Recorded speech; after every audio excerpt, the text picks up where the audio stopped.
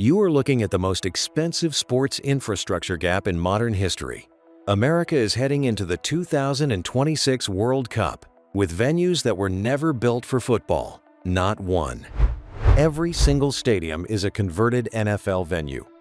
And while America was retrofitting MetLife and SoFi for a tournament they were never designed to host, China was building 12 purpose-built stadiums, each one representing more architectural ambition than the entire American portfolio combined. You heard that right, 12 buildings, one country. And here is the part that blows most people's minds that is still not the real story. The real story is why. The last time America built something worth looking at. Picture the most generic building you have ever walked past. Not ugly, not beautiful, just there, functional, forgettable. That is the aesthetic philosophy that quietly took over American stadium design somewhere around 1990, and it did not happen by accident. To understand where America is now, you have to go back to the moment it was genuinely trying. The 1960s and 1970s were the last time the United States was architecturally obsessed with stadiums. Cities were competing, not just for teams, but for identity. A stadium was a civic statement. It was the physical proof that your city had arrived. And for about 2 decades, America was building them with that energy. The Houston Astrodome opened in 1965, the first fully enclosed, air-conditioned, domed stadium on Earth. 60,000 seats under a roof that engineers said could not be built. They called it the 8th wonder of the world. And they meant it. That was not marketing. That was a genuine cultural moment, where a stadium made the entire planet stop and look. Here is what most people never think about. That era did not fade because America ran out of ideas. It faded because America ran out of reasons to take risks. The economics of professional sports shifted underneath the architecture. Owners stopped asking what a stadium could be. They started asking what a stadium could earn. And those are very different questions, with very different answers. By the 1990s, the calculus was simple. Multi-sport flexibility meant more booking dates. More booking dates meant more revenue. More revenue meant the naming rights deal paid faster. The result was a generation of stadiums optimized entirely for a spreadsheet, concrete bowls with interchangeable sightlines, retractable roofs designed for weather protection rather than wonder, and exteriors that communicated nothing except that the building was large. Now here is the detail that puts everything into perspective. The stadiums being used for the 2026 World Cup are not old. SoFi Stadium opened in 2020. Allegiant Stadium opened the same year. These are not aging relics from a different era. They are brand new buildings, built with billions of dollars by the wealthiest sports franchises on Earth. And they still feel like retrofits the moment football is played inside them. Not because the engineers failed, because the brief was never football. The brief was the NFL. The brief was the revenue model. The brief was the naming rights package. That is the inheritance America is carrying into 2026. Not a lack of money, not a lack of talent, a lack of ambition built into the brief before the first architect ever sat down. And here is the thing. That shift in ambition did not happen in isolation. While America was quietly lowering its own ceiling, another country was sitting down with a very different brief. One with no revenue model attached, no naming rights package, no multi-sport flexibility requirement, just a single instruction: make the world look. Who actually writes the check? Here is the part nobody talks about. The reason American stadiums look the way they do has almost nothing to do with architecture. It has almost nothing to do with engineering. It has everything to do with a financial arrangement so deeply embedded in American sports culture that most people never even question it. American stadiums are overwhelmingly built on public money negotiated by private owners. The city holds the debt, the team holds the lease, and the team holds every lever that determines what the building actually becomes. Think about what that means for design. When a private owner is the ultimate client, every architectural decision runs through a single filter. Does this make money? A cantilevered roof that creates a spectacular silhouette but adds $40 million to the construction cost fails that filter immediately. A translucent facade that turns the building into a beacon at night, but requires specialized maintenance fails that filter. A parametric steel shell that requires 6 months of additional engineering time fails that filter. Not because these things are impossible, because they do not appear on the revenue projection. Now here is what makes this even more complicated. The public money that funds these buildings comes with its own constraints. City councils attach conditions. Union agreements govern the labor. Local building codes govern the materials. Environmental assessments add time. Community opposition adds more time. By the time the actual design brief reaches an architect, the building has already been shaped by 18 months of financial and political negotiation that had nothing to do with what the building should look like. The result is a client asking for the most ambitious possible building inside a box that was built to be unambitious. That is not a design problem. That is a structural problem. And structural problems do not get solved by hiring better architects. Here is what most people get wrong about this. They look at American stadiums and assume the money wasn't there. The money was always there. The Los Angeles Stadium project that became SoFi cost $5 billion. $5 billion. That is roughly the same budget that China used to build and fully outfit the Bird's Nest, the Water Cube, and 3 additional Olympic venues simultaneously. The money was identical. The outcomes were not. Because the person writing the check in Los Angeles was asking a fundamentally different question than the person writing the check in Beijing. One was asking, how do we protect this investment? The other was asking, how do we make history? And that gap between protecting an investment and making history is the entire explanation for why the 2026 World Cup is being played in buildings that feel like they were designed for a different tournament. Because they were. But the financial story inside America is only half the picture. The more extraordinary half is what China did when it had no financial constraints to negotiate around at all. And what it did with that freedom is something the architecture world is still trying to process. China's blank check. Imagine handing an architect a piece of paper. No budget written on it. No revenue model attached to it. No naming rights negotiation pending. No city council vote required. Just a location, a capacity number, and 4 words. Make the world look. That is functionally what happened when China began its stadium construction era in earnest. Not because China has unlimited money, it does not, but because the entity writing the check was the state itself. And the state was not asking how to protect an investment, it was asking how to project a vision. This is the detail that changes everything.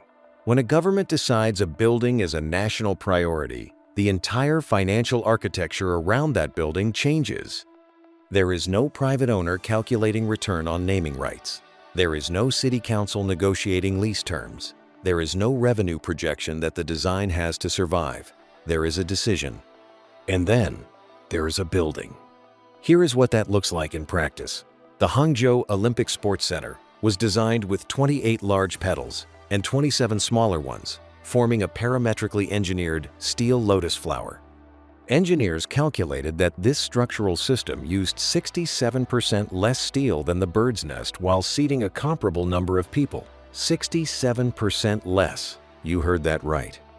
A structure that looks more complex, more dramatic, and more alive than almost anything America has built in the last 30 years, using dramatically fewer raw materials.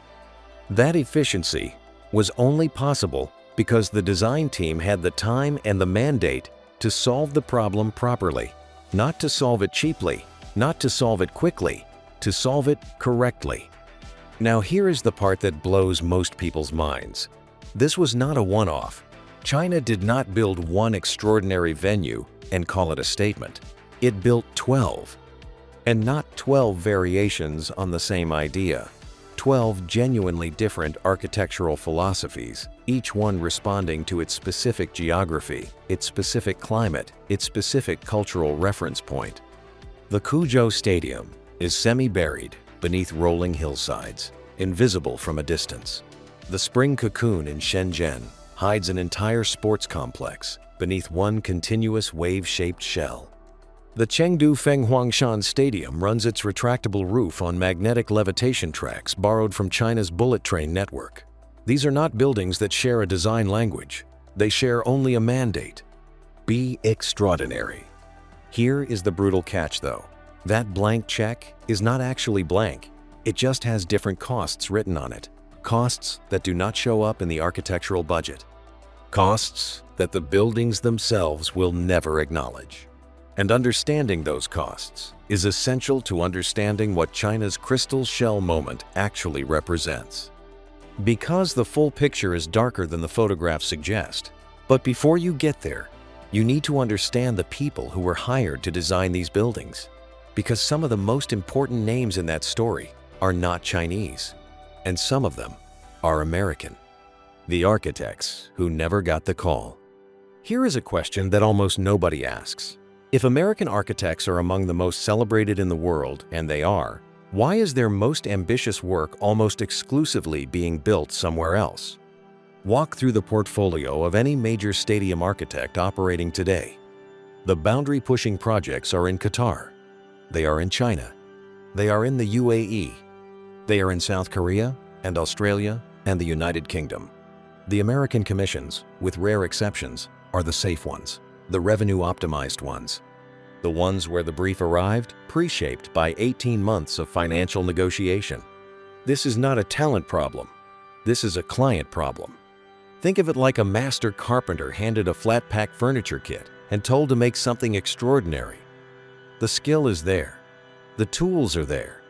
The raw material has already been cut into predetermined shapes that leave no room for interpretation. The result will be competent. It will never be extraordinary. Not because the carpenter failed. Because the kit was never designed for extraordinary. Zaha Hadid architects designed the Hangzhou International Sports Center.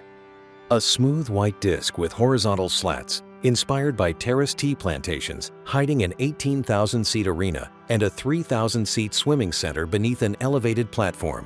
Zaha Hadid. One of the most celebrated architectural practices in human history, working in China. Because China called. Now here is what most people never think about. Hadid's practice also designed stadiums and civic buildings in the United States. But the American work and the Chinese work are not the same conversation. The American context produces constrained buildings.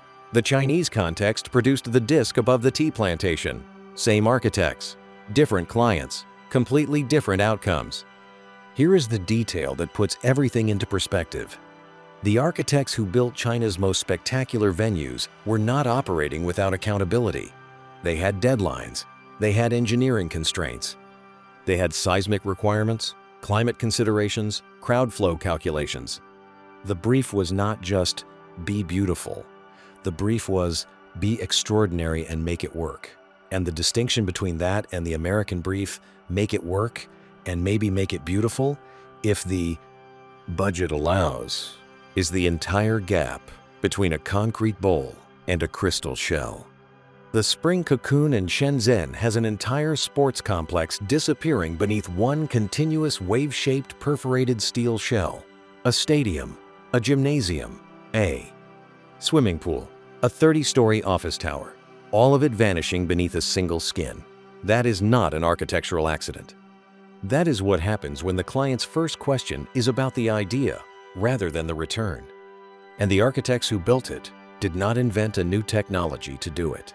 They used existing materials pushed to their structural limit by a team that was given the time and the mandate to push them there. The technology was always available. The client was not. But here is the thing. Even a willing client with unlimited ambition cannot build the impossible. There are real constraints inside the American system that go beyond money and beyond client mentality. Constraints baked into law, into labor agreements, into code. And those constraints have been quietly adding hundreds of millions of dollars and years of time to every major American project for decades. The code trap. Here is what most people get wrong about why American stadiums cost so much and deliver so little architecturally. They assume it is greed. It is not just greed, it is geometry. The geometry of overlapping systems, each one reasonable on its own, that combine into something that makes formal architectural ambition nearly impossible before a single bolt is tightened. Start with building codes. America does not have one building code. It has thousands. Every municipality maintains its own version of national standards, amended locally, interpreted locally, enforced locally. A stadium design that passes review in one city may require fundamental structural changes in another, not because the engineering changed, because the interpretation changed. An atrium that is legal in Los Angeles requires a different fire suppression solution in Dallas. A cantilevered roof section that meets code in Atlanta needs additional documentation in Miami. These are not large changes individually.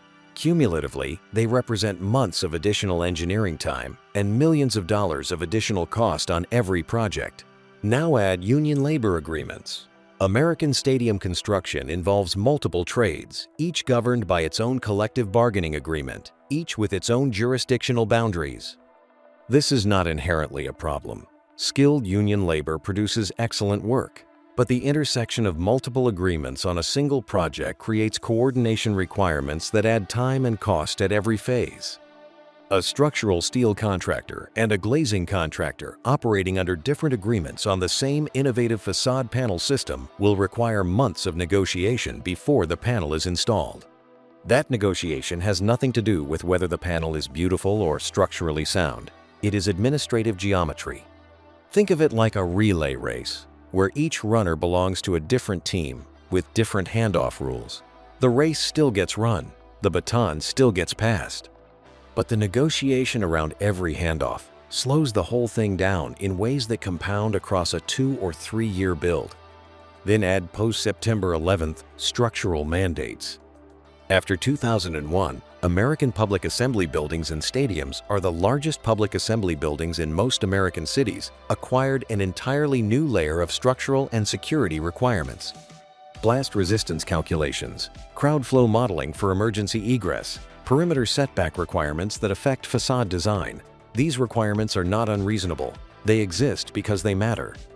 But they arrive on top of local code requirements, on top of union coordination requirements, and on top of a client brief that was already financially constrained before any of these layers appeared. Here is the brutal catch. Each of these systems exists for a legitimate reason. Building codes protect occupants. Union agreements protect workers. Security mandates protect crowds. None of them is wrong. But their intersection creates a project environment where every innovative design choice carries a cost that does not exist in Shanghai or Shenzhen or Hangzhou. An ETFE facade panel that a Chinese builder installs in 8 months takes an American project team 2 years to approve, procure, and install, not because Americans are less capable, because the approval architecture around the installation is several times more complex. The Qingdao Youth Football Stadium was built from marine-grade oil rig steel with 110,000 LED point sources embedded into a wave facade. It was built in under 3 years, start to finish. Under 3 years. For context, the average American NFL stadium takes 4 to 5 years from groundbreaking to opening day, and that is a building operating inside a known brief with established material specifications. The gap is not engineering. The gap is everything around the engineering. And yet here is what makes this even more complicated. The Chinese system that produces these buildings in 3 years is not a cleaner system. It is a faster system. And the difference between fast and clean is where the real cost of China's crystal shells lives. What the crystal shell actually costs. Everything you have seen so far about China's stadium portfolio is real. The lotus flower in Hangzhou is real. The magnetic levitation roof in Chengdu is real. The wave facade in Qingdao is real. The retractable typhoon-resistant roof at Kai Tak in Hong Kong, sitting on 800 seabed piles on the exact spot where jumbo jets once threaded between skyscrapers to land, is real. None of that is exaggerated. But here is the part that blows people's minds, and the part that most architecture coverage quietly leaves out. The speed and scale at which China builds these venues is only possible because of what happens to the land before the architects arrive. The Greater Bay Area Sports Center in Guangzhou went from dirt to done in under 2 years. Under 2 years. For a venue of that scale and complexity, that timeline is almost incomprehensible by Western standards. The Chongqing Longxing Stadium cascades down a 400-foot hillside with asymmetric foundations where one side sits on bedrock and the other on piles driven 300 feet into unstable soil. Built, delivered, open. Now here is the detail that puts everything into perspective. That land was not empty when the decision was made to build on it.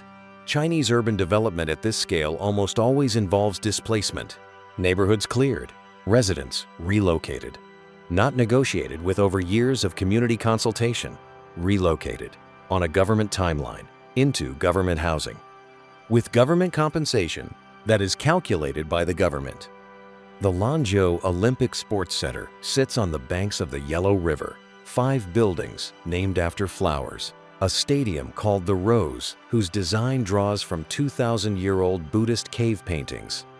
It is genuinely beautiful, and the land it sits on was made available through a process that no Western democratic city could legally replicate. Not because the architecture is impossible, because the land acquisition is... Think of the difference between these two systems, like the difference between building a sandcastle at low tide versus high tide. The Chinese system clears the beach before the architects arrive. The American system requires the architects to work around everyone already on the beach, negotiating with each person individually, documenting every conversation, and occasionally having a city council vote on whether the beach is the right location at all. One produces faster castles, the other produces a messier process, with more people still standing when the castle is finished. Here is what makes this genuinely complicated. Neither system is simply right. The American process, slow, contentious, expensive, constrained, leaves more people with a voice in what gets built and where. The Chinese process, fast, centralized, spectacular, produces buildings that the people who lost their homes to make room for them will never be invited to celebrate. The Dalian Suoyuan Stadium is surrounded by sea on 3 sides. A 1-mile public double helix ramp spirals to a rooftop panoramic view of the bay. Its facade of overlapping circular panels mimics the shimmer of water. It is one of the most publicly generous stadium designs ever built, a building that gives its surroundings back to ordinary people in the form of a mile-long public promenade. And it exists because someone decided it would exist, and everything in the way was moved. The crystal shells are real, the cost is real, and both of those things are true at the same time. But here is the thing. As important as that tension is, it is still not the biggest story here.